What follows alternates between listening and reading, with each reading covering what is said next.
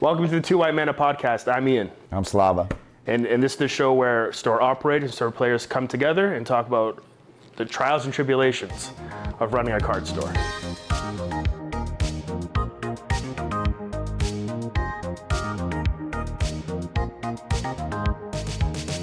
Basically, what we wanted to do here is kind of give you a glimpse into what it's like for us as players, as current and former players, running a store.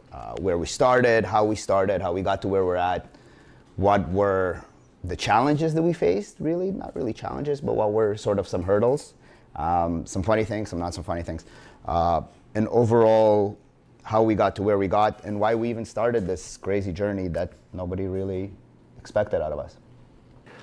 So to start things off, I think we should start where it started. Why would, in shortest story possible, why did you open a store? Shortest story possible, why did I open a store? My wife wanted my stuff all out of the house. No, and our reality is, so during COVID, there was not much to do, right? And I got into trading cards during COVID, but I did collect other things since I was a kid. And one thing that really resonated with me during that whole experience is that you needed a third space, right? You were home, you were at work, you needed another place to go, you needed another place to kind of spend your time. And for a lot of people, it was a card store. And I've been to a lot of card stores. I've seen some good, I've seen some bad. And what I really wanted to do is I wanted to create something that is from a player, for a player, if that makes sense. Something that's not driven by sales, that's not driven by product, that's more driven by community, that's more for players, a place that they can just hang out and not feel bad for literally just hanging out. And that was always the vision, right? It was a play space first and foremost, and a store and a retail location afterwards.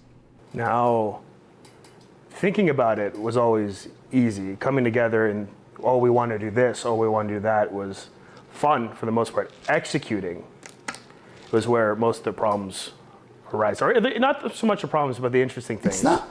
I wouldn't say that it's problems in executing. It was more problems in putting everything, for lack of a better word, on paper, right? Because you want to do so many things and you want to do so much, but you can't do everything all at the same time. Because originally the idea is, oh, what if it's a coffee shop, and what if it's a bar, and what if it's a bar where you can can have drinks, but then you can also buy packs, and you can do this and you can do that, and you immediately start seeing that it becomes convoluted, it becomes too much for people to handle. So what we try to do is we try to simplify it and nail it down to the most basic element that people want. Is they want to come to a clean space, to a fun space, have some snacks, and play some games. And then it started with the whole, well, what area and how do you build the community and geographically, and how do you market and this and this and this. But that all sort of sprung up from this is what we want and this is how we want it to be.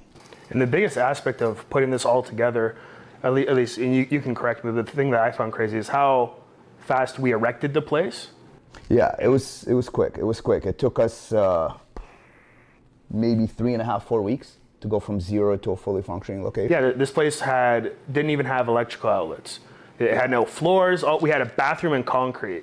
We did have a bathroom in concrete and exposed ceilings, yeah. And exposed ceilings, no lighting, no nothing. No lighting, no plugs. So then we build the place, we make it look nice, and then we're here, empty shelves, no players yet, and it's like, what now? No, do you remember when we had no shelves and no product, but we had our first Commander games before we even had the sign up. we just had a bunch of guys that wanted a space that they could come and play at, and that was sort of that first spark where I understood that like this might actually pan out, this might actually work out, because we had people before we had anything to give people, kind of thing. So you can see that there's a bit of a following. You can see that people are receptive to a location like that, and not necessarily so concerned with, oh, well, where can I get all my cards and where can I get all my stuff. They just wanted a place that would cater to them first and foremost, and not feel like they're being driven to purchase, if that makes sense. Yeah, they wanted a place where they can come and just exist. a place where they're not pressured to buy the thing. There's nothing to buy. They're just here There was playing. nothing to buy, yeah. They want a place to just go, be them, yell and scream like idiots, much like we do, and just exist playing games with each other, which is what it's all about. It's end of the day what we erected this place for. But that's all well and good. We had players in here playing, but eventually they want to buy stuff. Yeah. And that's where it starts getting tricky. Yeah, that's where the challenges really arose. Because nobody expects you to start a retail store with a customer base in existence.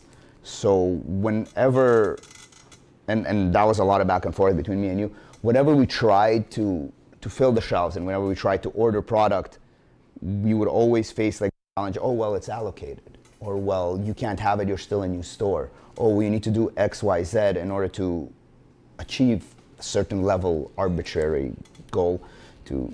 And for the purpose of the people paying attention to this, allocating is essentially, hey, this new product, make it a Pokemon product. This new Pokemon product is coming out. How much do I want to order? I want to order, it's Pokemon, I want to order as much as I can. I'm gonna put down, I want 100 boxes, I want 100 ETBs. But we're a new store, and there's only so much product. So when we take those numbers to distribution, we're not getting 100 boxes, we're not getting 100 ETBs.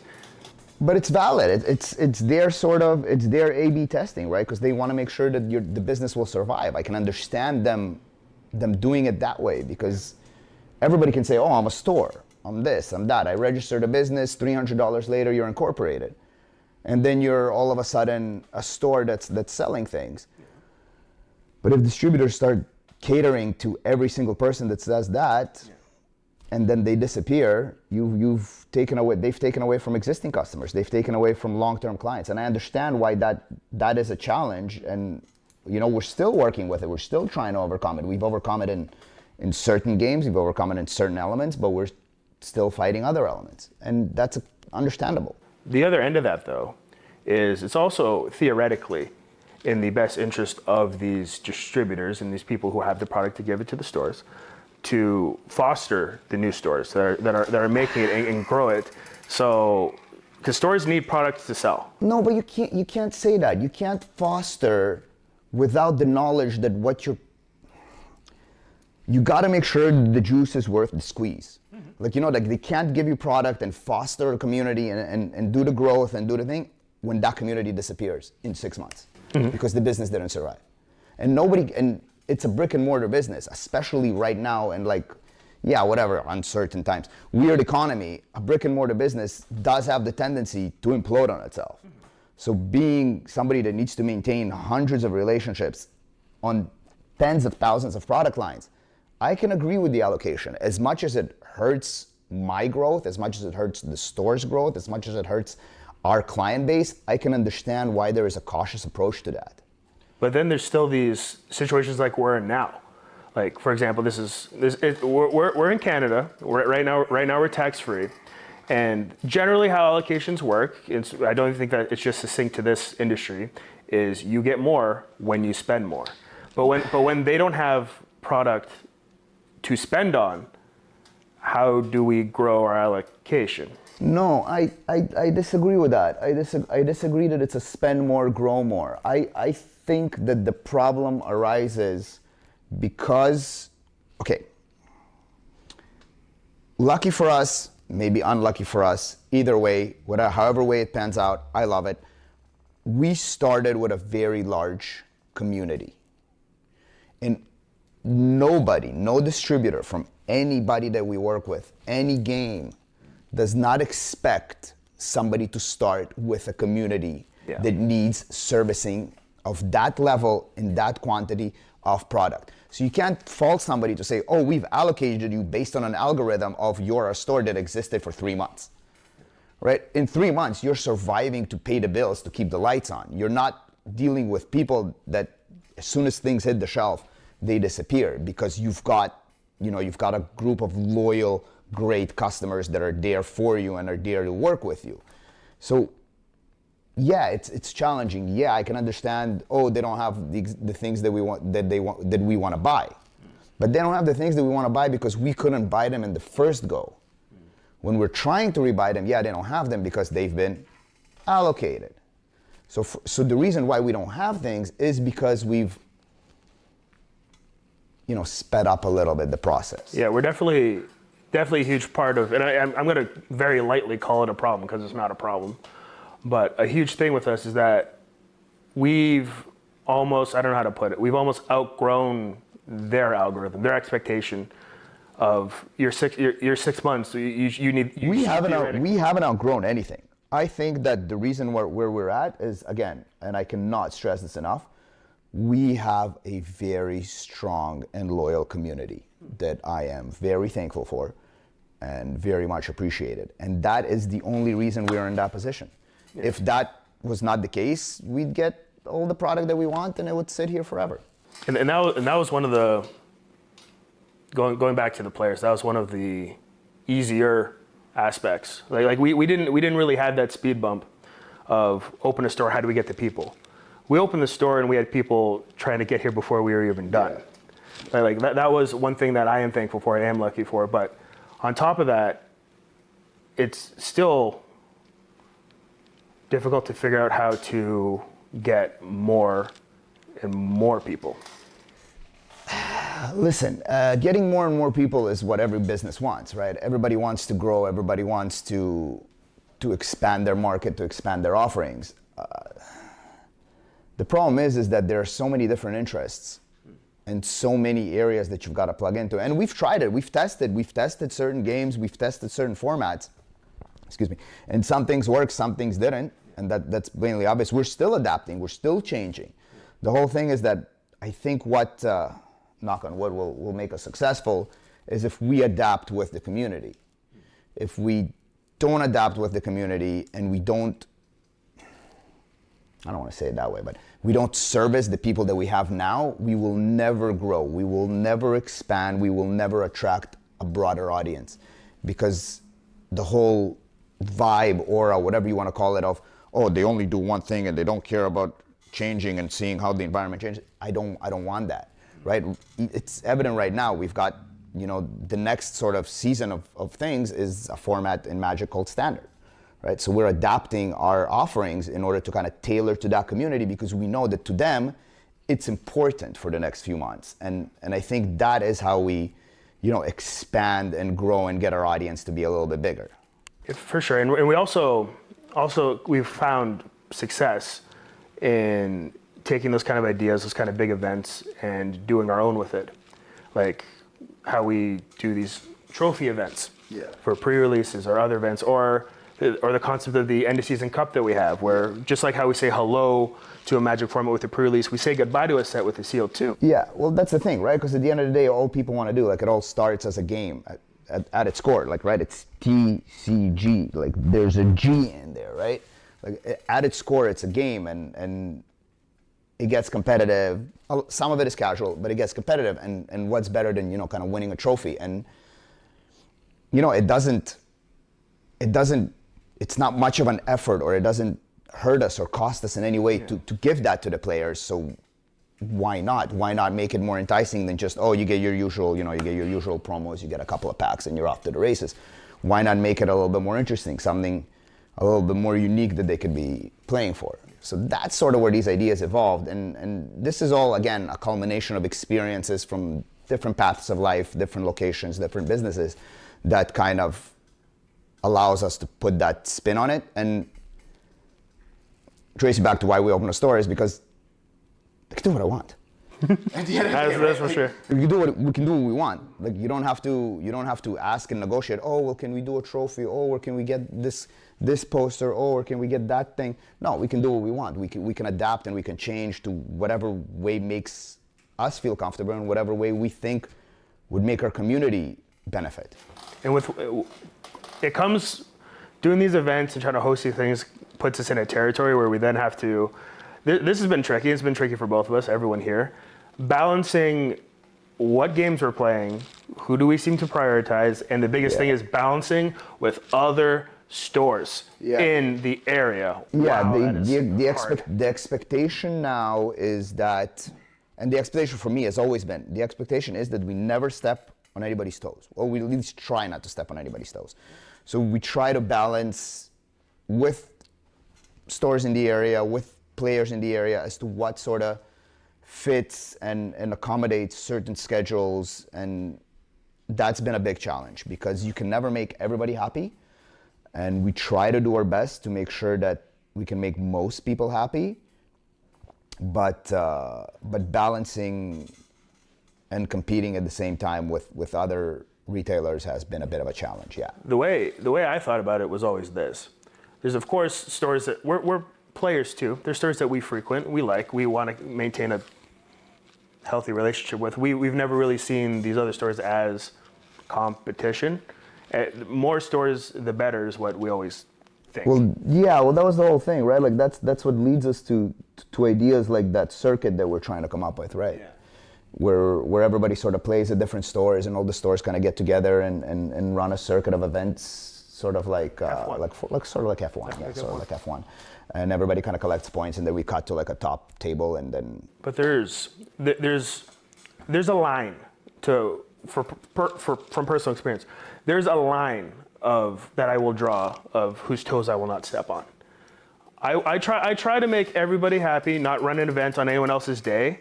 But if for example, if we want to run a Magic tournament. But listen, you feel bad because you end up splitting the community, right? Like that's the whole thing. If we focus on one thing and one thing only, is we focus on a community, and you don't want to split the community because you're doing something at a time that's not convenient for some. Sometimes it's just unavoidable.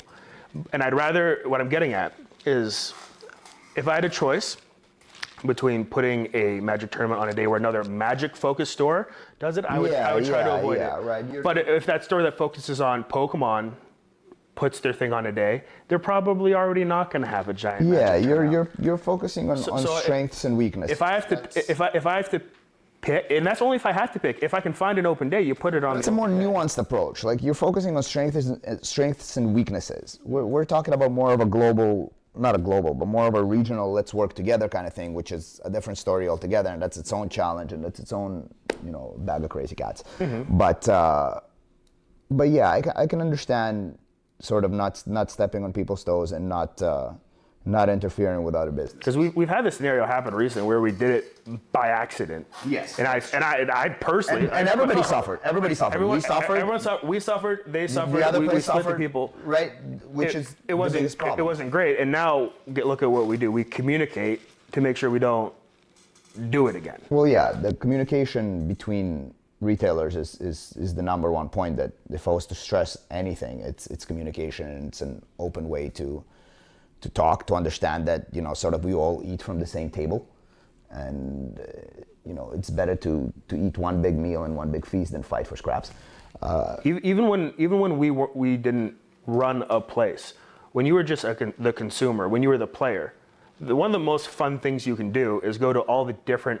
Yeah, right. Because you want to hit a different place. Like if you had like a week where you're actually like really playing and you're in your shit, you want to hit a different place every day, kind of thing, right? And even if you're not playing, just looking around, shopping, going somewhere for the vibe, so to speak. Like people, for example, Pokemon. People do the GTA shop tour for Pokemon stuff. Yes. Every store is different. Every store has different focuses, different inventory, different stuff.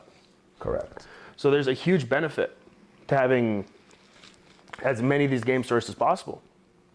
Keeps the hobby alive, keeps people interested, and people find their own reason to go to all these different places. So we run events and we do all this stuff. We try our best not to step on toes, but sometimes it happens. Listen, it happens. But again, with the inventory, that leads to a different point. Like, how do you maintain the inventory? Oh, maintaining inventory is brutal because everyone wants their stuff. Everyone wants their stuff when they're not supposed to have their stuff. Sometimes the allocation topic comes back up. Sometimes we expect to have more than we don't. We've learned that the hard way with pre-orders. But let me ask you this, in terms of, because I know my answer. But in terms of inventory, right? We're not specifically, but mainly we're dividing it between sealed and singles, right? Which are the single cards that are individual cards, and then you've got the sealed product. How do I position it so that I don't sound weird? What do you think gives a store more, I don't want to use the word credibility, but I'm going to say credibility, a large selection of singles or a adequate and a timely manner allocated selection of sealed product? My whole thing is is it prefer this or prefer this? It's not even prefer this or prefer that. It's more of like what legitimate? yeah, like what legitimizes you us? more, like the bigger selection of that, or the bigger, or like, oh, we have everything sealed right on time when it needs to be. It's both. I don't think it's both. It's absolutely both. I don't think it's both. If you don't have sealed product, you won't have. I'm not talking about sealed product. But my whole point about sealed product is that everybody gets their sealed product at the same time. Then what's the question? The question is building a collection, a large collection of singles legitimizes you more than having the same product that everybody has? Like what makes it more attractive? Because you're saying, oh, like everybody does the Pokemon GTA tour, or like whatever, the Magic GTA tour, to go see the vibes and to go this and to go that. Like what's more important? Like they're not coming for this. They absolutely are too. But my whole thing is like that you can get this roughly at the same price anywhere in the city. But when they're, you know what makes you unique is that collection. it's not uniqueness and necessity. But I'm not talking about necessity. But they go. No, but I'm not talking about necessity. Being unique is a necessity, so they go hand in hand. No, not necessarily. Necessity is necessity, and this product is this product, and it's a great product, and everybody gets it at the right time, and it's the same price across the city. This is something that nobody specifically may have this. This is what I'm talking about. Like, that collection is not the same collection as somebody else's collection. So does that legitimize you more? Does that make you more of an attractive destination, or does that? This day and age, currently, that. If I can't say both and we're picking one, that. Because I can go on Google, TCG Player, anywhere, and the globe has any of this. All stores have this.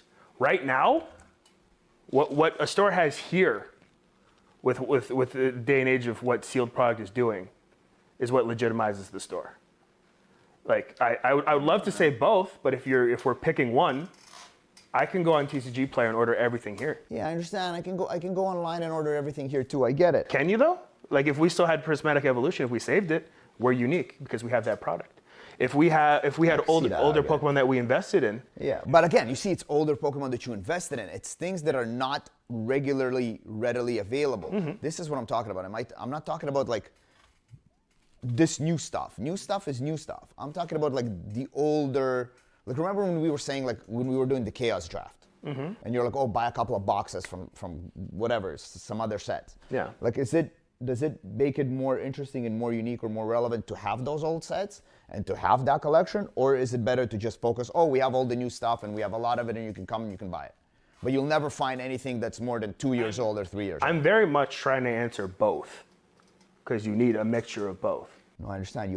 I understand that you need a mixture of both. I understand that both is important, but what legitimizes you, what makes you the place to be, what makes you a real card store? Both. Yeah. It's you can't have one without the other. You can't be just a focus on sealed and have nothing there, and you can't have just singles and nothing sealed, because the foundations of this hobby is we're a bunch of crack pack addicts. We want to sit there, get our serotonin, bang our knuckles together, open the packs, or if not, go buy more in a lot of the cases. So this is a huge thing, and having this selection legitimizes, oh, this is a place I can go, for lack of a better term, to get my fix of cardboard. When you walk into a store, let's remove operator, let's remove manager, let's remove owner from our identities. When you walk into a card store, what do you expect to see? Yeah, no, I get it. Listen, you're preaching to the choir. I get that this is important. I get that everybody wants all their sealed products so that they can open it. But it's more of I don't even know. It's more of like a not a credit check, but like a credibility check. Yeah. On the amount of singles that you have and the necessity for singles. It's absolutely You're not wrong. Well, okay. Let me ask you this. If you were in a perfect world, able to redo everything, would you focus on large collections or would you focus on much more of this? And availability of both are just It's just available. It's just there. You can get what you want. And I have to pick one. You have to pick one, and you can get what you want. All day long. Really? All day long. All day long. Why? Because this is more when somebody comes in. Do you think it's a broader market? Yes. And they're here for singles. They're here for a specific card. It's not I came looking for this Craterhoof behemoth, but this Llanowar elf will do. I have watched people come in here. I want a Paradox Rift booster box. Oh, they don't have one? I guess I'll buy that instead. They're like, it's at the end of the day, a lot of people just want to enjoy their hobby, open their thing. Now, that's you putting a gun to my head and telling me to pick. I'd love to have both. No, I understand. Listen, I'm just saying, because maybe it's because I'm so concentrated on like the fluctuation of this, and like I like the game of like, it's worth a little bit more now, it's worth a little bit less now, what's kind of viable, what's not viable, what's playable, what's not playable. I like that whole like deck building, card searching, scavenger situation. Yeah. And I'm not so much concerned about it as though I'm going to open a pack in them. But you said it yourself there. Deck building is scavenging.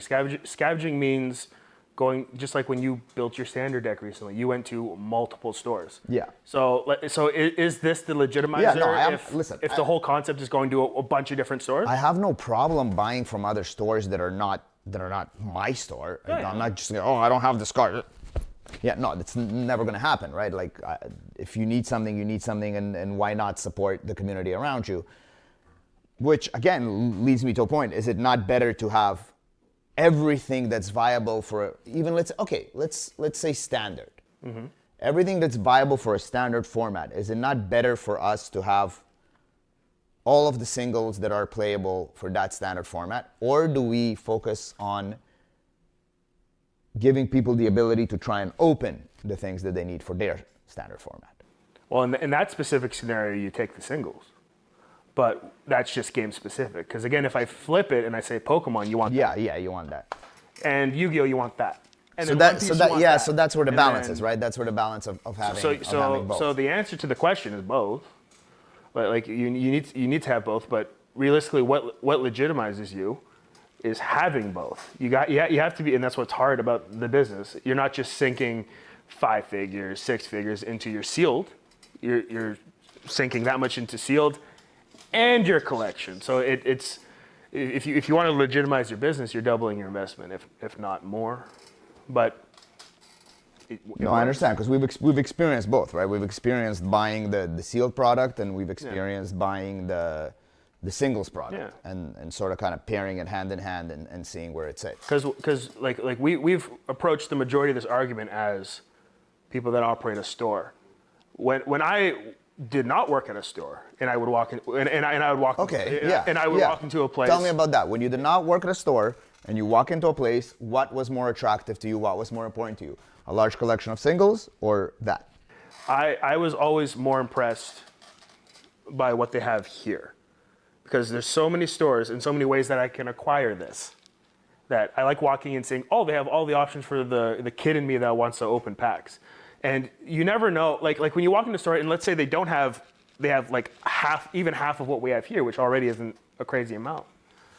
They have half that, but they have a giant singles collection. I'm like, is this just this guy's personal collection? Did he go out, like, why is it special? I see that argument. You see, I haven't been in the community for long enough to kind of experience that duality and that growth. So that's why. Did this guy just open the store to sell his binder? Right. Is that why he opened the store? That's always a question. But if you have all this and a wall of your investment, then it's impressive because you're pulling out all the stops and you're fully committed. Yeah. Because there will never be any naming of names, but there's card stores that open all over the continent, the world, that are half-assed. It's somebody, I want to open a card store to sell my cards, not realizing you can't. You have to. Yeah, you have to invest a little bit more. You gotta grow the community. You gotta grow some offerings. You have to stock things that aren't coming out of your basement. Yeah. Is how that works. You can't just stock your stuff. So personally, I was impressed by stores that had both, but I'm more impressed by this in this stock because I always knew a little bit about the game. If they have a bunch of this, I know they're successful and they're big and they're great. So if you want to talk about what catches the eye and what legitimizes you, how much stock you have. Because not all players are ignorant to the game. I'm aware that obviously the bigger stores get more product. How much product a store has also shows how popping of a spot they are. I'm more likely to go back to that store because they have a reason to order all of this stuff. Yeah. That means they must have a community. Yeah. They must have people. So I'm more likely to go there. Which tractor back to our community growth. And then we want to go further with just that. My whole thought process, because we're very lax about this rule. If I went to a store that was mainly just single cards, what about their player trade policy? Because personally, we don't care. We don't care.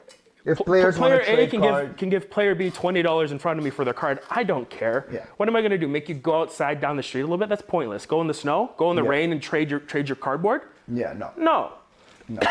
But that because we approach the whole business from a different angle. We approached it from a community first. So for us, it was, again, it's important that people feel comfortable, right? If somebody wants to buy a single card from someone, or trade a single card with someone, I'm going to kick them out of the store, especially because we may not have that particular card. Yeah, or particular. So what I'm going to go somewhere else? No, might as well do it here so that you can feel comfortable and continue playing here. Because first and foremost, it is a play store. And what's the difference? If I see two guys, and I've seen it before, because you can tell that other stores are making them go outside, because I've had people here kind of like look at me, huddle together, look like they're doing a drug deal, and I'm just like, what the f are you doing? What are you doing? And you saw them walk out, and I yelled, guys, and they're like, oh! They yell, jump, and I'm like, just do it in front of me. Yeah. Like, why are you going outside? And they're like, oh, okay. And then they gingerly hand the money to each other. Yeah. And I'm like, you're good. I don't care. You're okay. But that's a comfort thing, right? That's a comfort level that people need to get used to, I think. Yeah. Which again, not something, not something that you originally think about, but when the store was open, when I opened the store and when we were working on it, the whole idea was to create a comfortable space, right? Yeah. And we basically kind of sat down and we thought, like, what are all the things that we don't like? What are all the things that make us uncomfortable? Like the trading of the cards, like things like that. So, well, what are some things you didn't like? Like tapping back into the player thing. I'll start it off. I don't like very obviously it takes a very ignorant person to go into a place and ignore the fact that it's a business. Yeah. Like most players walk in and they know support your locals is a concept in this industry. Buy your sleeve, buy your snack, buy your pack, buy your something. Well, that's the thing. So if we kind of work on that, I really didn't like how certain places, and not just here, in the States and all over the world, they'll make you pay a fee to play with. Sitting fee. Yeah, sitting fee. I really didn't like the sitting fee. I didn't like the sitting fee because, in my opinion, if somebody's here for 3-4 hours, they're inevitably going to. You don't expect them to. You never expect them to, but they're inevitably going to spend some money on something. But if you're putting a sitting fee on them, it's almost like, well, am I on a timer? Like, do I need to re-up? Do I need to rethink the slot machine kind of thing? There's some places that do a timer. It's like $10 3 hours or something. I don't know. Yeah, no, that was a big thing that bothered me, and I really was against that. But on the other side of it, and again, I think this is, again, I'm not for sitting fees. But if I'm going to look at it from the other side, we're very lucky we have a community that wants to support us all the time. I'm thankful for them. But there are stores, bigger or smaller, that do maybe have groups of people that will come in, use the space, use the bathroom, use whatever amenities, take up spaces on maybe a busy day, and leave and not buy a single thing. But that's the name of the game. I think so too. But that's the nature of the business. But I see where some stores have an issue, because it's hard to think of it this way. But those spots can be filled up with people that would buy something, but they're there. Yeah, but Again, I'm not for sitting fees, But and not I think those people have a right to play too. But not everybody's a dollar sign. Not everyone's a dollar You know what I mean? Like, if you've got like a bunch of young kids coming in to play or something like that, you're not going to expect them to spend the same money that, let's say, somebody in their mid-20s or early 30s that now has a lot of disposable income, and this is 50% nostalgia, 50% they still like the game to spend. I'm more likely to give them free stuff. So yeah, so you can't walk in and tell a 12-year-old, oh, I expect you to pay $10 for every 2 hours that you're going to play. Yeah, no. You can't do that. Yeah. So yeah, they'll take up space. Yeah, they'll never buy anything. Yeah, they'll be back week in. Mm-hmm. But honestly, better here than somewhere else. And this is an argument that I've made, not even an argument, this is just the point of view that I've shared with the people that asked. I said it a million times. I'd rather have this place full and make $500 than have this place be empty and make $2,000 online. Yeah. What's the point of having it? I can do this out of my garage if it's just online. Yeah. You want to, there's a fulfillment aspect Of growing the community. to having a community of people. There should be a joy to it. Yeah, If you're running this place, you should have just as much joy as when you were playing in the space. Players want to come and see a room full of people because it's a room full of opportunity for different games and stuff. Yeah. I see it as we built a place full of people that are enjoying the space and enjoying each other's presence. Yeah, both casual players and competitive players, which is a different topic about competitive players altogether. But you kind of try and foster both. They're both very different. They very rarely interlap, from what I kind of see now. Mm-hmm. But they both have their own merits and their own unique challenges and opportunities. Yeah, and that's sort of where I'll end on that until we kind of discuss that further. Yeah, we're pretty tapped out on the topic. Yeah, we're pretty tapped out on this topic.